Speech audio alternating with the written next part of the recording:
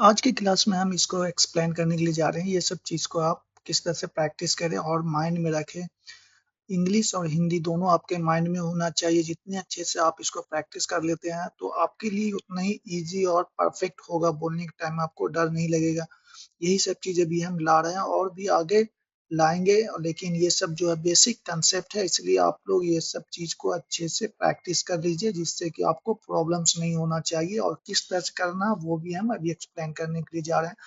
सबसे ऊपर में देख रहा है इट विल बी है, इट विल नॉट बी है, विल इट बी है, विल इट नॉट बी है। तो इसको आप अच्छे से प्रैक्टिस कर लीजिए। पहले इंग्लिश को कर लीजिए, उसके बाद फिर इंग्लिश हिंदी कीजिए, फिर हिंदी से इंग्लिश कीजिए। इस तरह से अगर आप अच्छे से प्रैक्टिस कर लेते हैं तो आपको कभी भी प्रॉब्लम्स नहीं होगा, नहीं आपको डर लगेगा बोलने के टाइम में कि अगर हम बोलेंगे तो सही बोलेंगे या गलत बोलेंगे।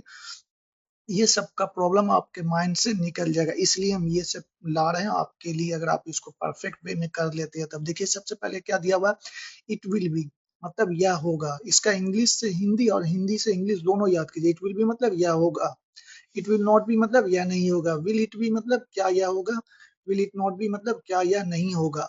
जैसे इंग्लिश बोले वैसे आप हिंदी आना चाहिए आपके माइंड में, और जैसे हिंदी बोले वैसे आपके माइंड में इंग्लिश होना चाहिए। अब देखिए, अब अगर हम हिंदी में बोलते हैं यह होगा, इट विल बी, या नहीं होगा, इट विल नॉट बी, क्या यह होगा, विल इट बी, क्या यह नहीं होगा, विल इट नॉट बी।